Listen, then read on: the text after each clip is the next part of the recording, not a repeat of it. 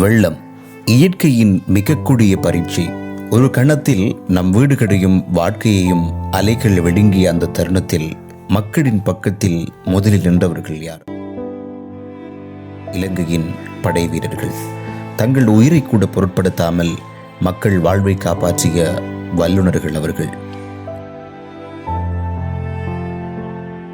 மழை கொட்டி கொட்டி பெய்து கொண்டிருந்தது. நீர் பாய்ந்து கொண்டே இருந்தது. ஆனால் பயப்படவில்லை அவர்கள்.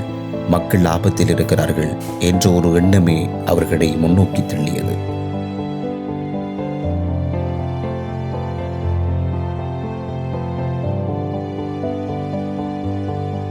ஒரு கைப்பக்கத்தில் துடிக்கும் குழந்தை, மறுபக்கத்தில் முதியவர்கள்.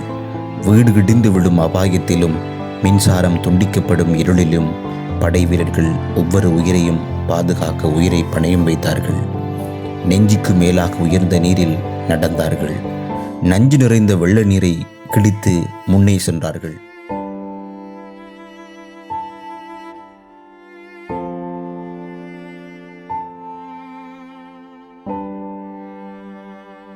எத்தனையோ சக்கர நாட்காலிகளையும் நோயாளிகளையும் கர்ப்பிணிகளையும் யாரையும் விட்டு வைக்கவில்லை.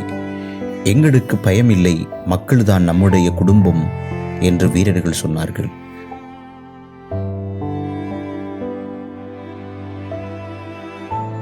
அந்த ஒரு வாக்கியம், அந்த ஒரு சொல் அவர்கள் எத்தனை உயர்ந்த மனதுடன் சேவை செய்திருக்கிறார்கள் என்பதை உலகுக்கு காட்டியது.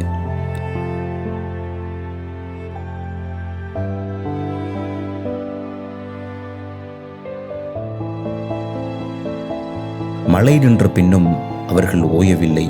உணவு, மருந்து, குடிநீர் ஒவ்வொரு வீட்டுக்கும் ஒவ்வொரு முகாமுக்கும் சென்று வழங்கினார்கள். இத்தகையவர்கள் பாராட்டப்பட வேண்டியவர்கள் தானே.